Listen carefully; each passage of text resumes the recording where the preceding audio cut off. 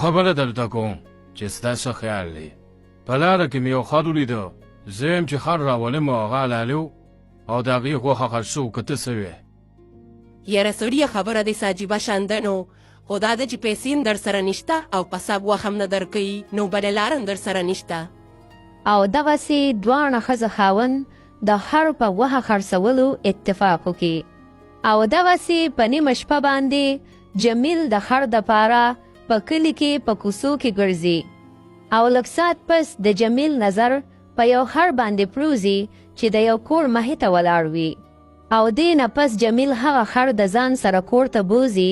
او بیا جمیل هغه خر حلال کی د هغې نه جمیل ته دومره وهه میلو شي چې هغې ته دوی دواړه ګوري نو خوشحاله وي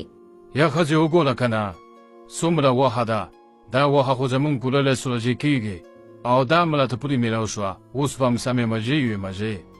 او که نه سړیه خو دا درته ویم چې دا غوښه خرڅې او پیسې ګټي نو ماله به پکې سم ډېر شاپینګ کې او که نه یاروره د غوښې پلیټ په څو دی د غوښې پلیټ خو وروره په 50 روپۍ دی صرف په 50 روپۍ او که نه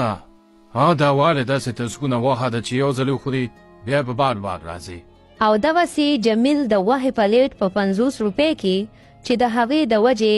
نن د جمیل کار ډېر ښه وشي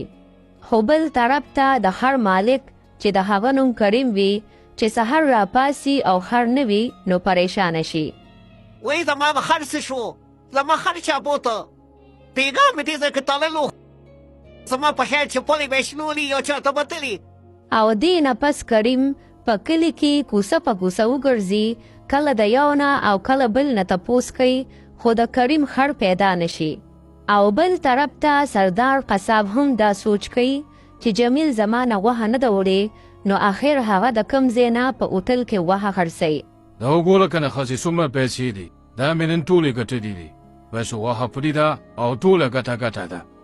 دا څه وې سړیه بس زما خبره خو درته یاده ده که نه ما به شاپینګ له بوځي او ښه خشته کپلې به راله اخلي